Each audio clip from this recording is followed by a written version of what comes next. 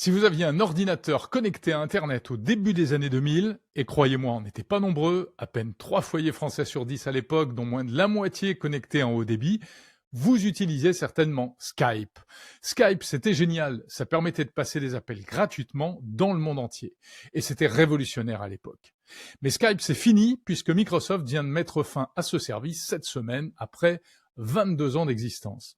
Alors Skype, c'était d'abord une belle histoire européenne, un logiciel créé en 2003 par un Suédois et un Danois et développé par 3 Estoniens. Le secret, une technologie innovante basée sur le peer-to-peer, c'est-à-dire que chaque ordinateur connecté servait de relais pour les autres utilisateurs.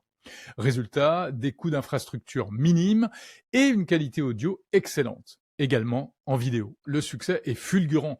En 2005, Skype compte déjà 54 millions d'utilisateurs et les entreprises l'adoptent rapidement. Mais le rachat par Microsoft en 2011 a marqué le début du déclin de Skype. L'interface est devenue compliquée, beaucoup trop compliquée, une véritable usine à gaz. Et puis, le géant américain a développé un concurrent, Teams, un système de visioconférence plus orienté vers le cloud et les entreprises. Et puis Skype s'est fait aussi concurrencer par Google Meet, ou bien Zoom, Discord, WhatsApp ou encore Messenger. Aujourd'hui, Microsoft a donc décidé de débrancher Skype. Ça paraît logique, mais c'est un peu triste parce que c'est la mort d'un pionnier qui aura vraiment changé notre façon de communiquer.